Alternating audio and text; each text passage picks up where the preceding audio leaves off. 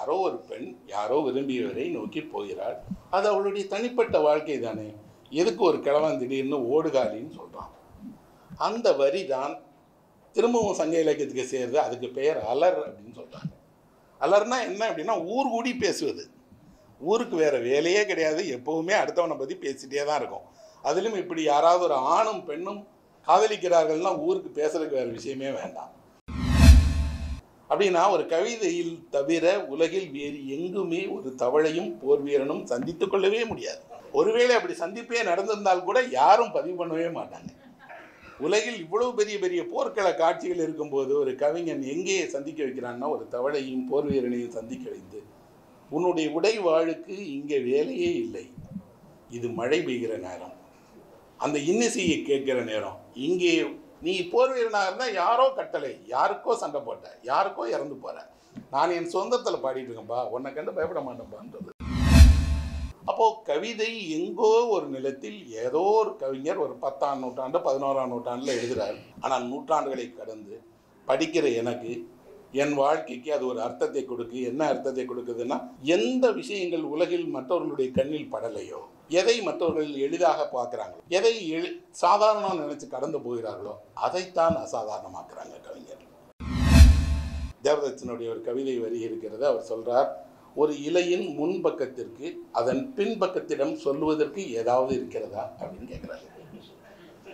நான் என் வாழ்க்கையில் அப்படி ஒரு இலையினுடைய முன்பக்கம் பின்பக்கத்திட்ட பேசணும்னு நினைச்சதே இல்லை. ஆனால் படித்த உடனே அப்படி ஒரு சிலிப்பு இருக்கு, உண்மையில சொல்றதுக்கு ஏதோ இருக்கு போல இருக்கு. அழகாக அடுத்த வரியை கோர்க்கிறார், ஒரு தாய் தன் மகளிடம் சொல்வதை போல. இலையும் அதனுடைய பின்பக்கமும் தாயும் மகளும் போலையா. எல்லோருக்கும் வணக்கம். சீனு ராமசாமி அவர்களுடைய நினைவில் ஒளிரும் ஜிமிக்கி கம்மல் அப்படிங்கிற இந்த கவிதை நூலினுடைய வெளியீட்டிற்காக என்னை அழைத்து சிறப்பித்த பாரதி புத்தகாலயத்திற்கும், இந்த நிகழ்வில் எனக்கு முன்பாக ஒரு சிறப்பான உரையை ஆற்றிய நந்தலாலா அவர்களுக்கும், சீனராமசாமியினுடைய முந்தைய அவருடைய கவிதை தொகுப்பினுடைய வெளியீட்டு விழாவிலும் நான் கலந்து கொண்டேன். அப்போவும் அவருடைய கவிதைகளை பற்றி பேசினேன். கவிதைகளை பற்றி பேசுகிற கூட்டங்களிலே கலந்து கொள்ளாத என்னை 2 கவிதை கூட்டத்தில் கலந்து கொள்ள வைத்த பெருமை அவருக்கு தான் உண்டு. எதையோ கதைகள் சம்மந்தமான நாவல் சம்மந்தமான கூட்டங்களில் கலந்துக்கிடுவேன். நான் அவர் மேலே இருக்கக்கூடிய அன்பால், அவர் எழுதுகிற படைப்பால், இன்னும் சொல்லப்போனால் அவர் என்னோட ஒரு மிக நெருக்கமான ஒரு நண்பர்கள் ஒருத்தர். நான் என் வாழ்க்கையில் எதுக்காக ஒரு முக்கியத்துவம் கொடுப்பேன் அப்படின்னா, நண்பர்கள் எதையாவது கேட்கும்போது மறுக்க மாட்டேன். அது ரொம்ப முக்கியம்னு நினைக்கிறேன். இப்படி ஒரு புத்தகம் வரப்போகுதுன்னு சொன்ன உடனே நான் வரேன் அப்படின்னு சொல்லிடுவேன். அது என்ன அப்படின்னு பின்னாடி கேட்டுக்கலாம். அப்படி 2வது முறையாகவும் இந்த நூலை அறிமுகம் செய்வதற்காக என்னை அழைத்த சீனராமசாமிக்கும், இது மாதிரியான ஒரு இலக்கிய நிகழ்விற்கு வந்து சிறப்பித்து அந்த நூலை பெற்றுக்கொண்ட விஜய் சேதுபதி அவர்களுக்கும் என்னுடைய மனமிழ்ந்த அன்பையும் பாராட்டுகளையும் தெரிவிக்கிறேன். நான் பொதுவாக ஹிந்தி திரைப்பட உலகத்தில் சொல்லுவாங்க, ஒரு ஓம்புரி, ஒரு நஸ்ருதீன் ஷா, ஒரு ஷாபனா அஸ்மி, ஒரு ஸ்மிதா பாடில் போன்ற கலைஞர்கள் எல்லாம் அங்கே நடக்கக்கூடிய எல்லா கலை இலக்கிய நிகழ்வுகளோடும் இருப்பாங்க, வருவாங்க. ஒரு நேஷனல் ஸ்கூல் ஆஃப் ட்ராமாலேருந்து நாடகம் போட்டால் அங்கே நீங்கள் நஸ்ருதீன் ஷாவை பார்க்கலாம், ஒரு ஓம்புரியை பார்க்கலாம். எல்லா முக்கிய படைப்பாளிகளோட வீட்லேயும் அவங்கள நான் பார்த்துருக்குறேன். அவங்க வருவாங்க, அவர்களோட பேசிகிட்டு இருப்பாங்க. அவர்கள் திரை உலகத்தினுடைய ஒரு உச்ச நட்சத்திரமாக இருந்தாலும் கூட தன்னை அடையாளப்படுத்திக் கொள்வதெல்லாம் கலை இலக்கியம் சார்ந்த வழியாக தான் அடையாளப்படுத்திக்கிடுவாங்க. அந்த வரிசையில் தமிழினுடைய பெருமையாக இருப்பவராக நான் விஜய் சேதுபதியை பார்க்குறேன். அவர் இன்று இந்திய சினிமாவையே திரும்பி பார்க்க வைக்கக்கூடிய ஒரு மிகப்பெரிய திரைக்கலைஞர். தமிழ் சினிமாவுக்கு அல்ல, விரைவில் அது உலக அளவிலும் கூட அந்த கவனம் பெறும் அப்படின்னு நம்புகிறேன்.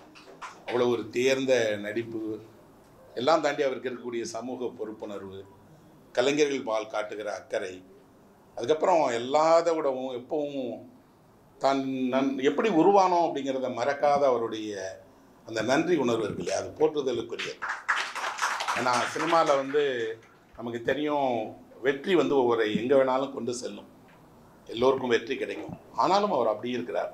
அவருடைய முதல் படத்திலேருந்து எல்லா வெற்றிகளுக்கு அப்புறமும் அவர் அதையே அர்ப்பணிப்போடு அதே போல் இருக்கிறார். இந்த மாதிரி ஒரு நிகழ்வில் கலந்துக்கிறார் அப்படின்னா உண்மையிலேயே இது இலக்கிய உலகமும் எழுத்துலகமும் அவருக்கு நன்றியோடு எங்களோட வாழ்த்துக்களையும் தெரிவிச்சுக்கிறோம். அப்புறம் அப்புறம் இந்த புத்தகத்தை பொறுத்த மட்டும் இந்த புத்தகம் எப்போவுமே எத்தனை புத்தகம் வந்தாலும் ஒரு புத்தகம் வரும்போது அந்த புத்தகத்தை கையில் வாங்கி பார்க்கும்போது வரக்கூடிய ஆனந்தம் மகிழ்ச்சியானது. இவ்வளோ அழகாக பாரதி புத்தகாலயம் தயாரிச்சிருக்காங்க இந்த புக்கை. ரவி பேலட்டோட ஓவியம் ரொம்ப சிறப்பாக இருக்குது. அவங்க 2 பேருக்கும் என் பாராட்டை முதல்ல தெரிவிச்சுக்கிறேன். ஏன்னா புத்தக தயாரிப்புலையும் இருக்குங்கிறதுனால எனக்கு தெரியும் ஒரு புத்தகத்தை செய்கிறதுல எவ்வளோ வேலை இருக்குது. அதை குறித்த காலத்துக்குள்ளாடி குறித்த விதமாக செய்யணும், அந்த எழுதுறவருக்கு பிடிச்சிருக்கணும், எல்லோருக்கும் பிடிச்சிருக்க மாதிரி இருக்கணும்னு. பாரதி புத்தகாலயம் 3000 புத்தகங்கள் போட்டிருக்காங்க அப்படின்னா அது சாதாரணமானதில்ல. மிகப்பெரிய ஒரு பதிப்புலகத்தினுடைய மாற்றத்தையே அவங்க உருவாக்கி இருக்கிறாங்க. பாரதி புத்தகாலயத்துக்குமே நான் என் நன்றியை தெரிவிச்சுக்கிறேன். கவிதைகளை பற்றி பேசுவது அப்படிங்கிறதுல இருக்கக்கூடிய என்னுடைய அடிப்படை தயக்கம் கவிதைகளை எப்படி மதிப்பிடுவது அப்படிங்கிறது தான். ஏன்னா ஒரு கதையை மதிப்பிடுவது போல எனக்கு கவிதையை மதிப்பிட தெரியாது. ஒரு கவிதை நல்லா இருக்குது, கவிதை நல்லா இல்லை அப்படிங்கிற முடிவை நோக்கி நான் ஒருபோதும் கவிதையிடம் செல்ல மாட்டேன். மாறாக ஒரு கவிதை எதனால் நல்லா இருக்குது அல்லது எதனால் நல்லா இல்லை, அல்லது ஏன் எனக்கு பிடிக்குது அல்லது ஏன் எனக்கு பிடிக்கலை, அப்படி தான் நான் கவிதையை எப்போதும் பார்ப்பேன். தங்க வாங்குவதற்கு நீங்கள் போனால் உங்கள் நகை கடையில் என்ன செய்வாங்க அப்படின்னா, அங்கே இருக்கக்கூடிய நகை தங்கத்தை எடை போடுவதற்கு ஒரு சின்ன குன்றிமணியை வைத்திருப்பாங்க. அந்த குன்றிமணிங்கிறது எங்களோட பள்ளிக்கூடத்தில் நாங்கள் விளையாடுகிற எங்களோட மைதானத்தில் சதறி கிடக்கக்கூடிய ஒரு விதை. யாரும் பொருட்படுத்தவே மாட்டாங்க. அந்த குன்றிமணியெல்லாம் சின்ன குழந்தைங்கள் அந்த குன்றிமணியை பொறுக்கி கையில் வச்சு விளையாடுவாங்க. குருவாயூர் கோயிலுக்கு போனீங்கன்னா அங்கே ஒரு பெரிய பாத்திரம் நிறைய குன்றிமணி இருக்கும். அதை கையை விட்டு உங்கள் பிரார்த்தனையை சொல்லுங்கம்மாங்க. ஆனால் குன்றிமணி தான் நண்பர்களே தங்கத்தை அளவிடக்கூடிய எடையாக இருக்கிறது. எடைக்கற்கள் அல்ல. 1 கிலோ 2 கிலோக்கெல்லாம் தங்க கடையில் ஒரு வேலையும் கிடையாது. ஒரு எளிய விதையாக கருதப்படக்கூடிய குன்றிமணியை கொண்டுதான் தங்கத்தை நிற்கிறார்கள் என்றால், தங்கத்தை நிற்பதற்கு ஒரு தானியம் தேவைப்படுகிறது, ஒரு விதை தேவைப்படுகிறது. அந்த விதையை யோசித்து பாருங்க. நம்ம காலடியில் கிடக்கக்கூடிய ஒரு சாதாரண விதையை கொண்டுதான் தங்கத்தை மதிப்பிடுகிறோம்னா, அதுக்கு நிகராக ஒரு கவிதையை மதிப்பிடுவதற்கு எளிய எல்லாரும் ஒன்றும் நல்லன்னு நினைக்கக்கூடிய சின்ன விஷயங்களிலிருந்து தான் நம்ம மதிப்பிடணும். அந்த தங்கத்தை மதிப்பிடக்கூடிய அந்த குன்றிமணிக்கு என்ன எடை அப்படின்னா 1/2 கிராம். அது 4 நெல் சேர்ந்தால் ஒரு குன்றிமணி, 2 குன்றிமணி சேர்ந்தால் 1 கிராம். கிராமத்தில் சொல்லுவாங்க ஒரு குன்றிமணி நகை இல்லை வீட்டில் குறைஞ்சபட்சம் ஒரு குந்துமணியாவது வாங்கி வச்சுக்கிடணும்னு சொல்லுவாங்க. அப்போது அந்த விதை மதிப்பிடக்கூடிய ஏதோ ஒரு பெரிய வேலைக்கு உரிய சிறிய இதாக இருக்குது. கவிதை அப்படிங்கக்கூடியதும் இந்த பெரிய சமூகத்திற்கு, இந்த பெரிய சமூகத்தினுடைய செயல்களுக்கு மதிப்பிடக்கூடிய சிறிய குன்றிமணி தான் நண்பர்களே. அது ஒரு பெரிய ஒரு பொருளாக நான் நினைக்கிறேன். ஆனால் இதை கொண்டு நீங்கள் அதை மதிப்பிடவும் அதனுடைய எடையை நிர்ணயிக்கவும் முடியும். அப்போது ஒரு கவிதை படிக்க தொடங்குகிற போது ஒருவர் என்ன எழுதுகிறார்? அவர் நிறைய கவிதைகள் எழுதியிருக்கார். 6 கவிதை நூல்கள் வந்திருக்கு. தொடர்ந்து கவிதைகள் எழுதுகிறார். ஒருவரிடமிருந்து கவிதையாக எது வருகிறது? அவரை சுற்றி இவ்வளோ விஷயங்கள் நடக்கு. எதை அவர் கவிதையாக எழுதுகிறார்? ஏன் திரும்ப திரும்ப சில விஷயங்களை எழுதிக்கிட்டே இருக்கிறார்? நான் அவருடைய முந்தைய கவிதை தொப்பும் படித்தேன், இதையும் படித்தேன். படிக்கும்போது இந்த கவிதைகளுடைய பொதுவாக ஒன்றை பார்க்கிறேன். தந்தையின் மீது ஒரு பேரன்பு கொண்ட ஆனால் தந்தையிடமிருந்து விலகி இருக்கக்கூடிய ஒரு தந்தை. அவருடைய கவிதைக்குள்ளாடி எல்லாத்துக்குள்ளாடியும் ஒரு தந்தைக்கான ஏக்கம் இருக்குது. அந்த தந்தை எங்கேயோ போயிட்டார். தந்தையினுடைய மரணம் எப்படி இருந்திருக்கும்? தந்தை எங்கே இருந்திருப்பார்? தாயால் வளர்க்கப்பட்டவர்கள், தந்தையின் மீது பெரிய பாசம் கொண்டவர்கள். அதே நேரத்தில் அந்த தாய் கஷ்டத்துக்கு இடையிலையும் பிள்ளைங்களை எப்படியாவது வளர்த்தணும்னு நினைக்கிறவங்களுடைய வீட்டிலேருந்து வளர்கிறாங்க இல்லையா? அந்த நெருக்கடியை, அந்த வாழ்க்கை துயரம் ஒருவரை என்ன செய்யும் அப்படின்னா, நிறைய விஷயங்களை நம்பிக்கையோடும் இன்னும் சொல்லப்போனால் புதியதாக பார்க்கவும் வைக்கும். இவருடைய கவிதைக்குள்ளாடி அப்படி ஒரு உலகம் இருக்குது. என்னன்னா, அவர் வாழ்வில் இருந்து, தன்னோட மண்ணிலிருந்து, தன்னுடைய வாழ்க்கை, சொந்த வாழ்க்கையினுடைய துயர்களிலிருந்து தான் கவிதை எழுதுகிறார்.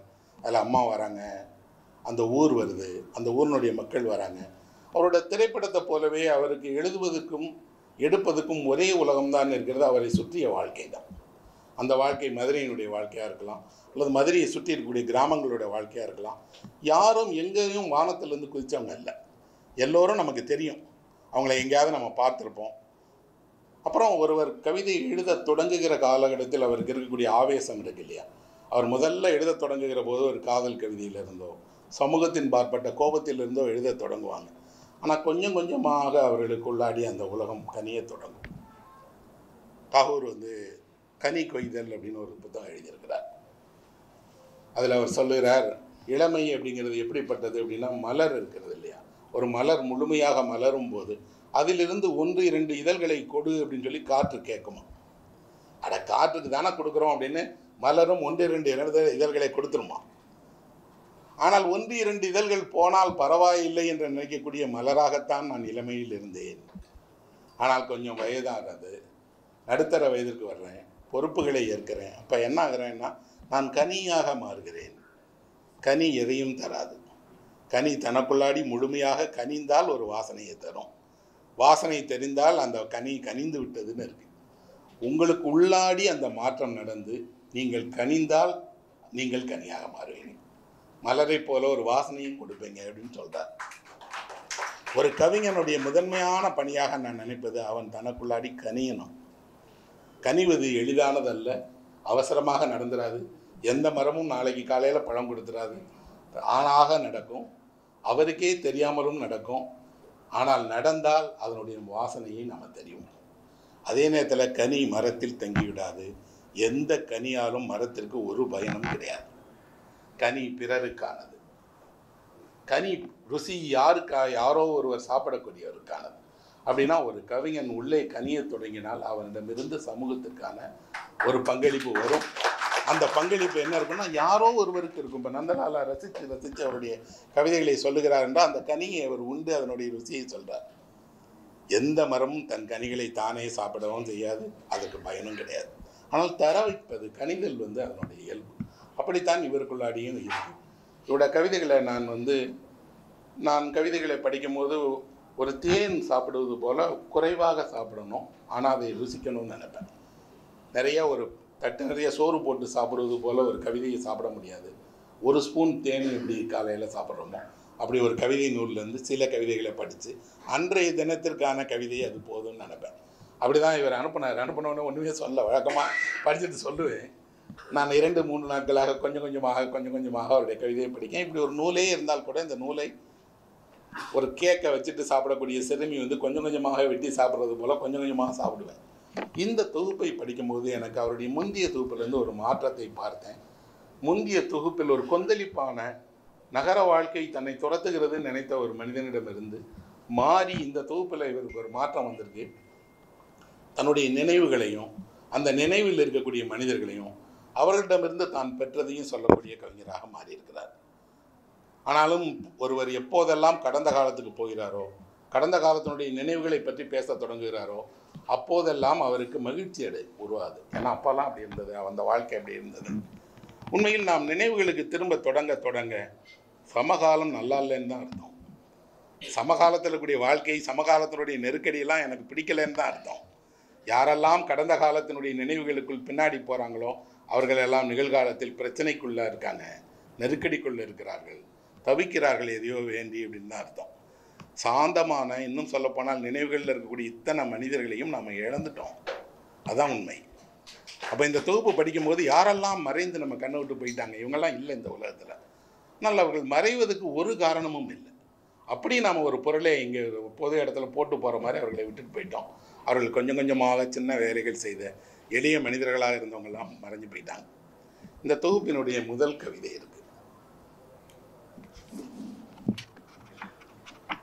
ஒரு தொகுப்புக்கு பெரும்பாலும் அதுதான் ஒரு நுழைவாயிலை போல, ஒரு படிக்கட்டை போல, ஒரு திறவுகோலை போல எப்பவுமே இருக்கும்.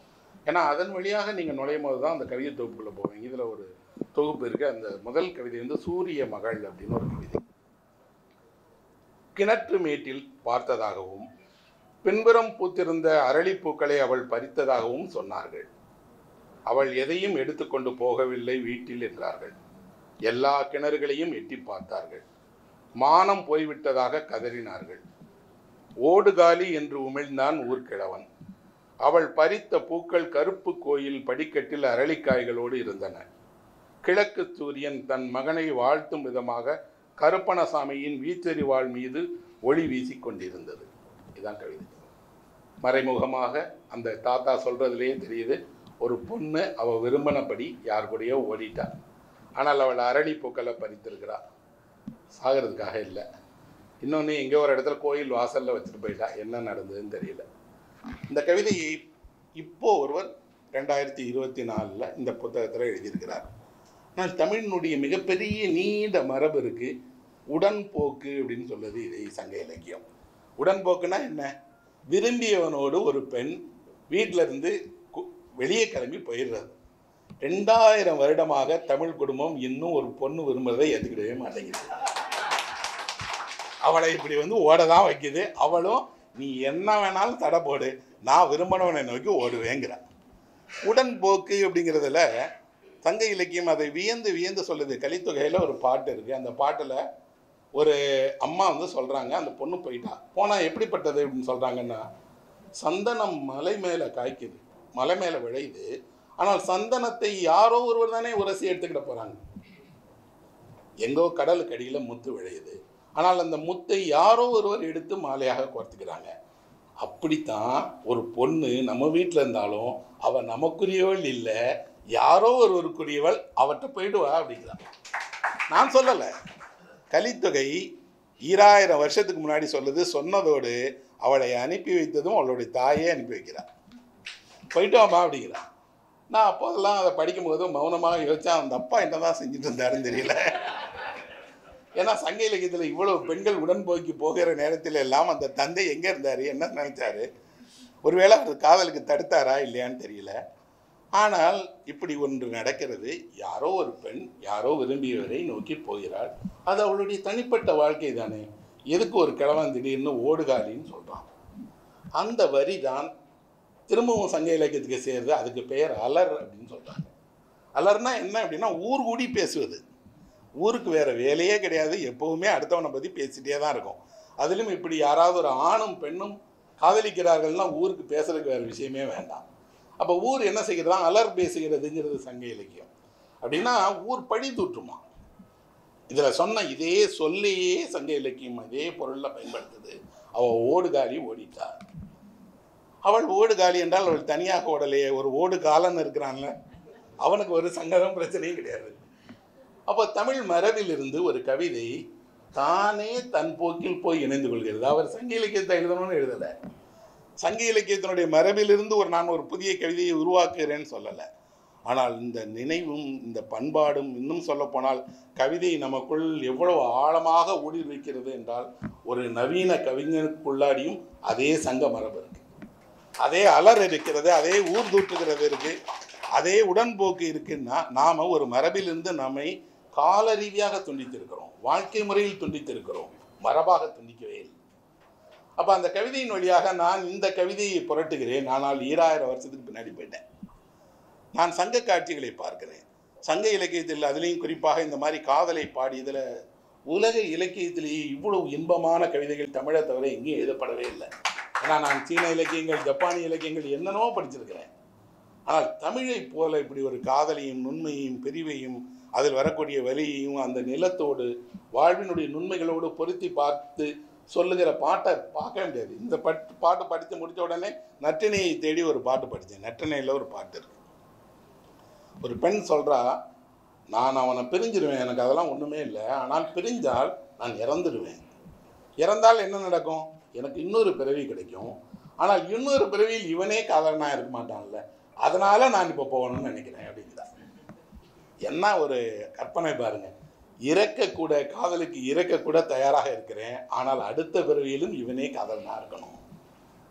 இப்போ காதலனுடைய அந்த ஒரு இசையை தமிழ் மனமும் தமிழினுடைய வாழ்க்கையும் எவ்வளவு விதவிதமாக மீட்டியிருக்குன்னா வியப்பாக இருக்கு. அப்படி ஒரு பாடல் இருந்துதான் இந்த புத்தகத்தை அவர் தொடங்கியிருக்கிறார். அந்த பாடலில் அவரிடம் இல்லாத இவரிடம் ஒன்று இருக்கு. அந்த வாளின் மீது ஒரு சூரிய வெளிச்சம் படுது. அது ஒன்றும் பண்ண முடியாது. அது அந்த வாழ்க்கைலாம் இப்போ அது ஒரு காவலுக்கு இருக்கக்கூடிய தெய்வத்தினுடைய அடையாளமாக இருந்துச்சு. இன்றைய வாழ்க்கை, இன்றைய பெண்கள், இன்றைய கண்ணோட்டத்தில் ஒன்று இருக்கு. என்னன்னா, போன தடைகள், போன சரி தவறுகளுக்கெல்லாம் இங்கே இடம் இல்லை. இங்கே என்ன இருக்குது அப்படின்னா, இதை பார்க்கிற கவிஞன் இந்த நிகழ்ச்சியை பதிவு பண்ணும்போது முதல்ல என்ன நினைக்கிறான், அப்படி இருக்கக்கூடிய ஒரு பொண்ணு தவறான முடிவுகள் எடுத்துருவாளோ, ஏதோ செஞ்சுக்கிடுவாளோ. இல்லை இல்லை, அவள் போயிட்டா, என்ன நடந்தது தெரியல, சொல்லாமல் விட்டு விடுகிறது. ஒரு கவிதையினுடைய சிறப்பாக நான் கருதுவதே, கவிதையில் நீங்கள் எல்லாவற்றையும் சொல்ல தேவையில்லை, நீங்கள் காட்டினால் போதும், மிச்சதை நான் எடுத்துக்கிடுவேன்.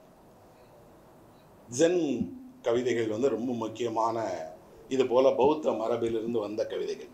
அதில் ஒரு கவிதை இருக்கு. ஒரு மழைக்காலத்தில் ஒரு போர் வீரன் வீடு திரும்பி வந்துட்டு இருக்கிறான். யுத்தம் முடிந்து திரும்பி வரான். பெரிய உடைவாளோடு அவன் வரான்.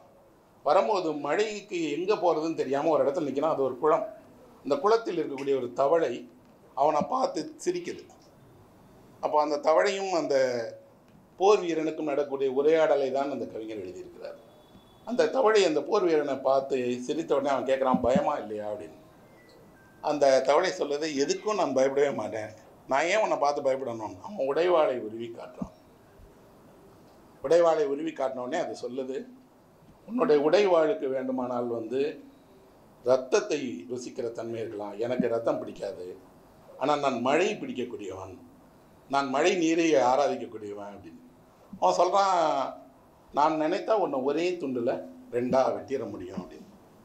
அது சொல்லுது, நீ என்னை கொல்லுவேன்னு பற்றி எனக்கு கவலை இல்லை, ஆனால் என் ஆனந்தத்தின் போக்கில் நான் பாட்டுக்கு கத்தி பாடிக்கிட்டே இருப்பேன், அதை உன்னால் தடுக்கவே முடியாதுன்னு சொல்லிட்டு அந்த தவளை சொல்லுது, உன்னை விட பெரியது என்னிடம் ஒன்று இருக்குன்னு. என்னன்னு கேட்டோடனே சொல்லுது, பாடுகிற சுதந்திரம், பேசுகிற சுதந்திரம், குரல் கொடுக்கிற சுதந்திரம் இருக்குன்னு சொல்லுது. அப்படின்னா ஒரு கவிதையில் தவிர உலகில் வேறு எங்குமே ஒரு தவளையும் போர் வீரனும் சந்தித்து கொள்ளவே முடியாது. ஒருவேளை அப்படி சந்திப்பே நடந்திருந்தால் கூட யாரும் பதிவு பண்ணவே மாட்டாங்க.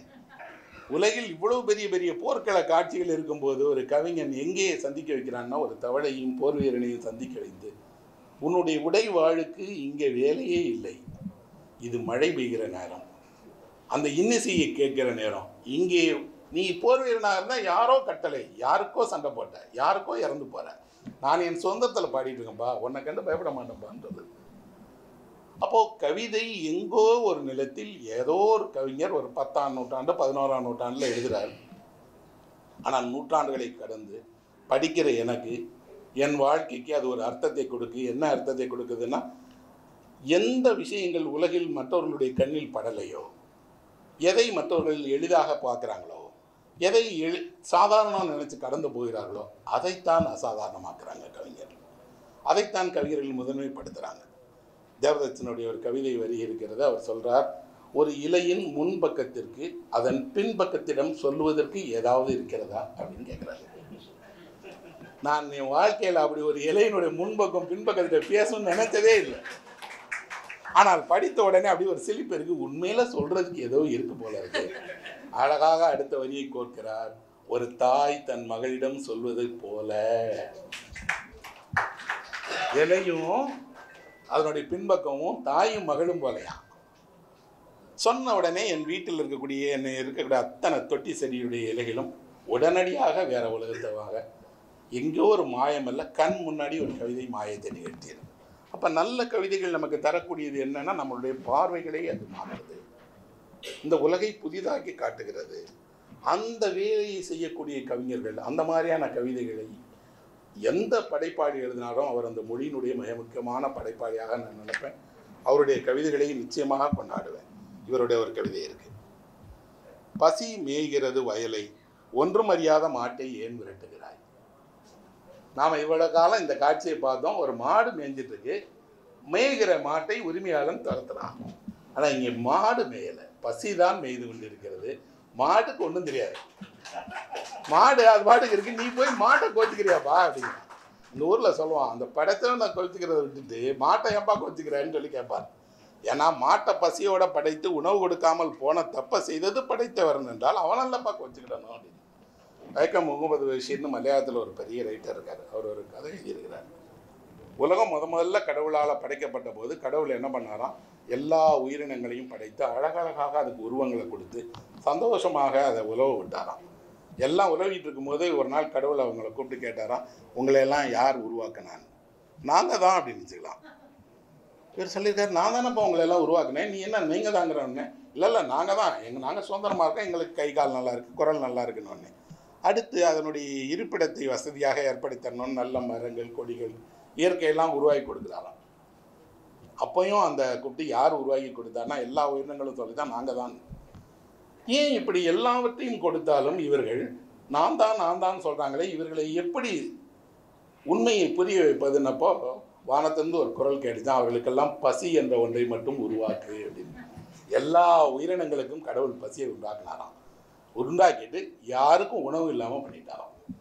இப்போ பசித்த வயிறோடு எல்லா உயிரினங்களும் வந்து கடவுள் முன்னாடி மண்டிட்டு சொன்னாங்களாம், நீங்கள் தானே எங்களை உருவாக்குனீங்க, நீங்கள் பார்த்து ஏதாவது கொடுங்க அப்படின்னு.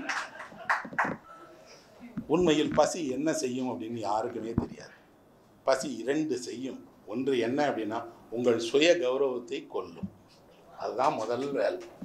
2வது, நீங்கள் யார் முன்னால் மண்டியிடக்கூடாது, அவமானப்படக்கூடாது என்று நினைக்கிறீர்களோ அவர்கள் முன்னால் கைகட்டி மண்டியிட வைக்கும். பசியினுடைய வரலாறு என்பது உலகினுடைய நீண்ட வரலாறு.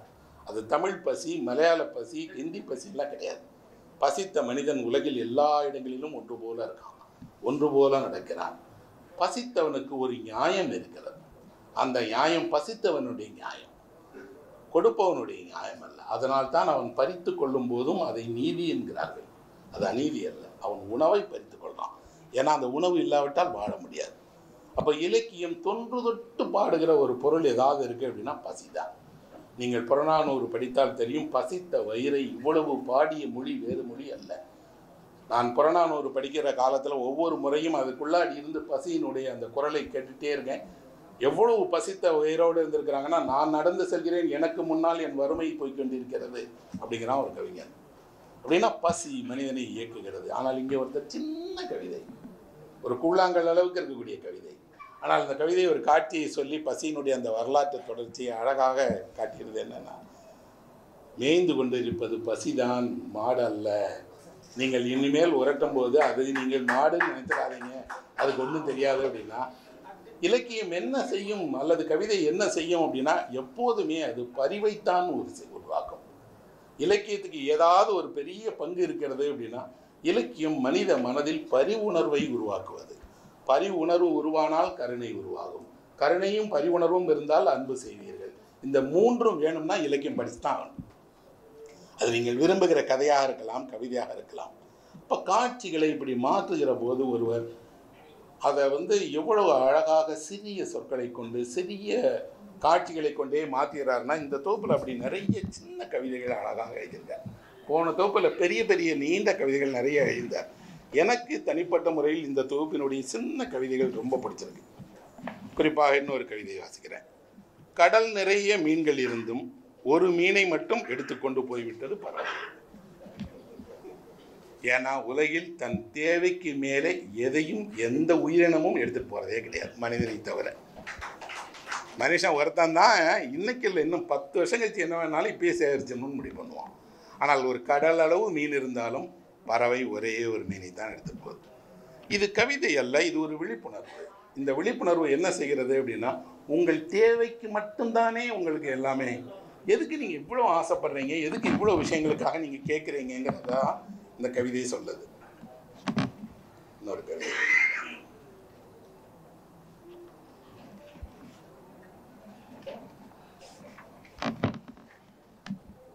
யானை ஆசீர்வதிக்க துதிக்கை, யானையை ஆசீர்வதிக்க கோபுரத்தின் நிழல்.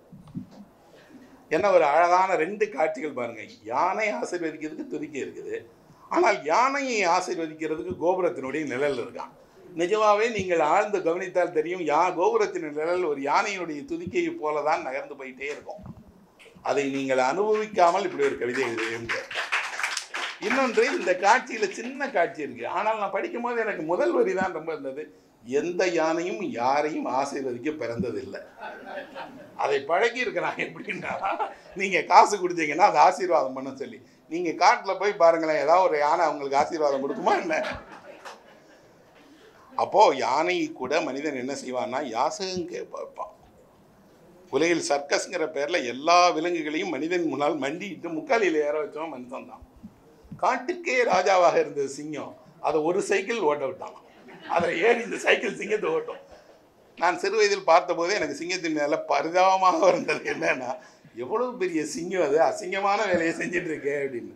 ஆனால் இந்த பாடத்தில் ஒரு சின்ன வரி அழகாக வருது பாருங்க. கோபுரத்தின் நிழல் யானையை இருக்கக்கூடிய ஆசீர்வதிக்கிறதுக்காக இருக்கு அப்படின்னா, திடீர்னு கோபுரம் நிழலில் நம்ம எல்லா ஊர்லேயும் கோபுரத்தை கும்பிடுங்கம்பாங்க, கோபுர நிழலில் இருங்கம்பாங்க. நான் கோபுர நிழல் ஒரு ஆசீர்வதிக்கக்கூடிய கையாக மாறுகிறதுங்கிறது ஒரு அழகான வரி. ஒரு கவிதை இப்படித்தான், நாம் பார்க்காத ஒரு காட்சி, அல்லது பார்த்த காட்சி பார்க்காம போயிருப்போம். அதை நமக்கு திருப்பி நினைவுபடுத்தும் போது அந்த கவிதையோடு சேர்ந்து அந்த காட்சி மறக்கவே மறக்காது. நாளைக்கு எப்போவாவது நீங்கள் ஒரு யானையை பார்த்தாலோ கோபுர நிழலை பார்த்தாலோ இந்த கவிதை ஞாபகத்துக்கு வந்துடும். இன்னொரு கவிதை படிக்கிறேன்.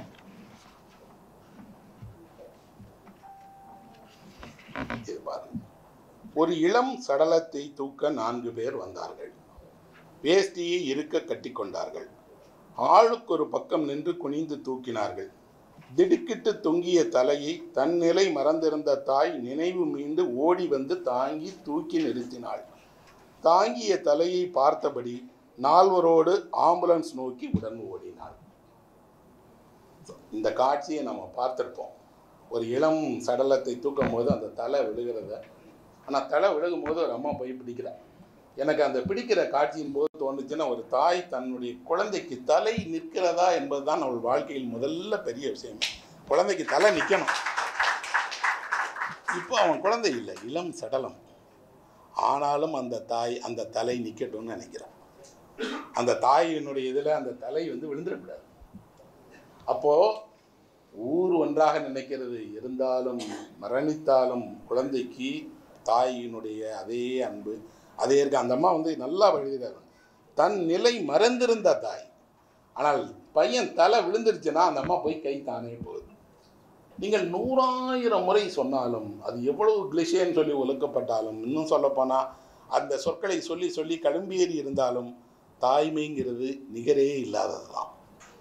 அதை நீங்கள் இன்னொரு முறை இன்னொரு சொல்லை கொண்டு அந்த உணர்வை, இவ்வளோ பேர் சொல்லிட்டாங்க, பல்லாயிரம் வருஷமாக சொல்லிட்டாங்க, அதீதமாக இருக்குது, என்ன சொன்னாலும் அது அந்த தாய்க்குள்ளாடி இருந்து அவள் எத்தனை முறை அந்த குழந்தையை இருப்பாங்க. நீங்கள் பிறந்த குழந்தையை கையில் ஏந்தி இருந்தால் உங்களுக்கு தெரியும் அதனுடைய தலை சூடு, அந்த பிடரி குழியில் இருக்கக்கூடிய மிருது, இன்னும் சொல்லப்போனால் அங்கே ஒரு துடிப்பு இருக்கும். அதை நீங்கள் கையில் உணர்ந்துருப்பீங்க. ஒரு தாய் தொடர்ந்து உணர்றான். ரஷ்யாவில் ஒரு பொண்ணு எழுதியிருக்கிறா, இந்த பாட்டுக்கு பக்கத்தில் வைக்க வேண்டிய பாட்டு அது. அவள் சொல்கிறா, நீங்கள் ஒரு பெண்ணாக இல்லாவிட்டால் பிறந்த குழந்தையினுடைய காதை தொட்டு பார்க்கவே மாட்டீர்கள், அது மலரை விட அழகானது. அப்போது யாரோ ஒரு பொண்ணுக்கு தான் அந்த நெருக்கம் தெரியுது. அந்த பாட்டில் அந்த மாதிரியான ஒரு இடம் வருகிறது. அப்போது சீனுவனுடைய கவிதை உலகம் அப்படிங்கக்கூடியது ஒரு பக்கம் உணர்ச்சி பூர்வமானது, இன்னொரு பக்கம் தெரிக்கக்கூடிய சின்ன சின்ன சமூக தன்னை சுற்றிய உலகம். இதுக்கப்புறம் அப்படி பார்க்காத காட்சிகளை மாறி மாறி மாறி காட்டுகிற அவருடைய அவருக்குன்னு இருக்கக்கூடிய தனித்துவமான பார்வைகளை கொண்டது. இப்போ ஒரு முழு தொகுப்புலையும் இப்படி நிறைய சின்ன கவிதைகள் நம்ம மனதில் சென்று சேகரமாகி எப்பவும் ஒரு விளக்கு போல எரிஞ்சிட்டே இருக்கக்கூடிய கவிதைகளை அவர் எழுதியிருக்கார். அவருக்கு நான் பாராட்டுக்களை தெரிவிச்சுக்கிறேன். என் விருப்பத்திற்காக நான் இந்த சபைக்கு ஒரு கவிதையை படிக்க விரும்புகிறேன். அது சீனுவனுடைய கவிதை இல்லை, எனக்கு விருப்பமான ஒரு கவிதை. இந்த கவிதை எதை பற்றியது அப்படின்னா, ஒரு பீடியை பற்றியது. பீடி குடிக்கிறாங்க இல்லையா, பீடியை பற்றின கவிதை அது. இதை எழுதியவருடைய பெயர் கல்பற்றா நாராயணன், மலையாளத்தினுடைய மிக முக்கியமான ஒரு கவிஞர். அவர் எழுதியிருக்கார். அந்த கவிதையை தமிழில் ஜெயமோகன் மொழிபெயர்த்து போட்டிருக்கிறார். அந்த கவிதையினுடைய தலைப்பு இன்னும் ஓர் இழுப்பு. பீடி குடிக்கிறவங்க எழுப்பாங்கல்ல, அதான் தலைப்பு. எதெல்லாம் கவிதை தொடுகிறதோ அதெல்லாமே மைடாஸ் தொட்ட தங்கம் மாதிரி மாறிடுது. அதுதான் ஆச்சரியம். கவிதை ஒரு பீடியை தொட்டா பீடி உடனே கவிதையினுடைய ஒரு பொருளாக மாறிடுது. என்னெல்லாம் உலகத்தில் கவிதையில் எழுதப்பட்டிருக்கு, ஆனால் ஒரு கவிஞன் ஒரு பீடியை பற்றி ஒரு கவிதை எழுதுகிறான். நல்லா பாருங்க. போலீஸ் வருகிறதா என வலம் இடம் நோக்கி இழுப்பதா வீசுவதா என தயங்கிய என்னிடம் குரல் தாத்தி பீடி சொன்னது. இந்த பீடி போலீஸ் வருதான் பார்த்து கீழே அணைக்க பார்த்தவனை பார்த்து பீடி சொல்லுதான்.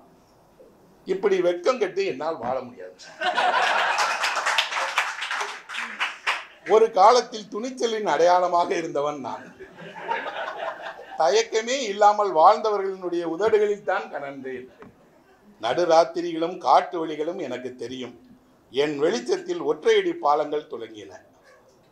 அன்றைக்கெல்லாம் இலக்குகளுக்கு 5ஓ 8ஓ பீடியின் தொலைவுதான். ஒரு இடத்துல இன்னொரு இடத்துக்கு போகுதுன்னா எத்தனை பீடி பிடிக்கிறதுங்கிறதா அளவு. சுவரெழுத்திற்கும் சுவரட்டி ஒட்டவும் பாட்டு எழுதவும் நான் உடன் இருந்தேன். எங்கெல்லாம் படம் வரைகிறாங்களோ, எங்கெல்லாம் சுவரெழுத்து எழுதுகிறார்களோ, பாட்டு எழுதுகிறார்களோ, அவங்க பீடி வச்சுட்டே இருந்தாங்க. மாற்றத்திற்கு துணையாக இருந்தேன். கையூரிலும் புல்பள்ளியிலும் கை சுடுவது வரை எரிந்தேன். அங்கெல்லாம் தொழிலாளர்கள் போராட்டம் பண்ண இடம். அங்கே அந்த போராடுகிற தொழிலாளர்கள் கடைசி பீடி இணைகிற வரை போராடினாங்க. நாடக அரங்குகளுக்காகவும் திரைச்சங்கங்களுக்காகவும் நான் துயில் நீத்தேன். அங்கெல்லாம் விடிய விடிய மக்கள் வேலை செய்தாங்க. அவங்க இந்த பீடியை பிடிச்சிருக்கிறாங்க. நான் செயல்படாத அமைப்புகள் ஏதேனும் உண்டா அப்படின்னு கேட்குது பீடி. ஏதாவது ஒரு அமைப்பில் பீடி குடிக்காதவனே ஒன்றாவது இருந்தானா அப்படின்னு. குளிரில் வெயிலில் ஆற்றும் பணிகளின் தன்னந்தனிமையில் என்னை தவிர வேறு யார் துணை இவர்களுக்கு? அன்றெல்லாம் என்னை ஆளை இழுத்து பையன்கள் ஆண் மகன்களா நான்கள். ஒரு அடலசன் பையன் பீடி குடிச்சானா அவன் பெரிய ஆளாயிட்டான்னு அர்த்தம். திருடி இழுத்த பெண்கள் கூட விடியும் வரை உயர இருமி சாகசமெல்லாம் எளிதல்ல என்று புரிந்து கொண்டார்கள். எல்லா தவறான பாதையிலும் நாங்கள் நடந்தோம், அக்காலத்திய ரயில்களைப் போல. புகைந்த கொல்லியே நான் சொத்தில் பங்கு கேட்டு வேட்டி மடக்கி கட்டி முற்றத்தில் நின்றிருந்த இளைஞனின் கையில் கூட நான் புயந்தேன். சொத்து கேட்டு போய் வீட்டில் சண்டை போட போகிறவங்க கூட ஒரு பீடியோட தான் போய் நின்று சண்டை போட்டான். கூலி கூட்டித்தர கோரி சென்றவனுடைய மடியில் இருந்து நான் அவனுக்கு ஊக்கமளித்தேன். சம்பளம் கேட்டு கூடி சண்டை போட்டவங்களுக்கெல்லாம் தீண்டாமையும் ஆசாரங்களையும் கூட நான் புகையிட்டு ஓட்டியிருக்கிறேன். இறுதியாக ஒரு இழுப்பு இழுத்த பின்பு நடிகர்கள் மேடையில் நடிக்க சென்றார்கள். நடிகர்கள் உள்ள போகிறதுக்கு முன்னாடி கூட ஒரு கடைசி பீடியை எடுத்துட்டாங்க. பார்வையாளர்கள் அரங்கில் பீடி புகைத்தார்கள். தொழிலாளிகள் எங்களை வேலைக்கு எடுத்து சென்றார்கள். எல்லா முடிவெடுக்கப்பட்ட இடங்களிலும் எங்களுக்கும் ஒரு சிறு பங்கு இருந்தது. நீ கொடு என்று வருங்காலத்திடம் கடந்த காலம் கேட்டது. ஒரு புகைக்காக கெஞ்சியவர்கள் உண்டு. நீங்கள் இன்று அனுபவிக்கும் அத்தனை வெற்றிகளுக்கும் எரிந்து அணைந்த நான் இருந்தேன். உண்மைதான், நான் ஒரு கெட்ட பழக்கம்தான். ஆனால் ஆறுதல் இல்லாத மானிடனுக்கு கெட்ட பழக்கங்களைப் போல தோல் சேரும் வேறு தோழர்கள் உண்டா? பிணத்திற்கு காவல் நிற்கும் போலீஸ்காரன், தூக்கு தண்டனை விதிக்கப்பட்ட தனி ஆள், பங்கிட எவரும் இல்லாதவன் என்று உறுதியும் சஞ்சலமும் இல்லாதவர்களுக்கு நான் தானே துணையாக இருந்தேன். பலரையும் வேட்டையாடிய அதே சட்டம் இன்று என்னையும் வேட்டையாடுகிறது. பார்த்தாயா, பீடி நிறுவனங்கள் எல்லாம் இன்று வண்ணக் கடைகள் தயாரிக்க தொடங்கிவிட்டன. கேட்கிறாயா அந்த குரலை? இப்படி புகைப்பிடித்து வீணாக்குவதற்கு பதிலாக நீங்கள் ஏன் ஒரு லாட்டரி சீட்டு வாங்கக்கூடாது? ஏன் இந்த மாதிரியான ஒரு சபையில் ஒரு பீடியை பற்றின ஒரு கவிதையை நம்ம பகிர்ந்துக்கிடணும் அப்படின்னா, கவிதையினுடைய பாடு பொருள்கள் முன்ன போல எல்லாம் இல்லை. ஒரு காலத்தில் அகம் என்றால் ஆண் பெண்ணை பற்றியது தான் அகம். அகத்துறை பாடல்கள் என்றாலே ஆண் பெண்ணுடைய காதலை பற்றி. இன்று அகம் என்பது ஆண் பெண்ணை பற்றியது அல்ல. எல்லாத்த பற்றியும் மனதுக்குள்ளாடி தோன்ற எல்லாமும் அகமாயிடுச்சு. புறம் என்றால் போரையும் வெற்றியும் பாடியது. இன்று அந்த புறம் அல்ல, எல்லா புற நிகழ்வுகளும் பாடிடுச்சு. பொருள் மாறிக்கொண்டிருக்கிறது, பாடுகிற குரல் மாறிடுச்சு. ஒரு பாடலின் வழியாக ஒரு சமூகத்தையே சித்தரிக்க முடியுது.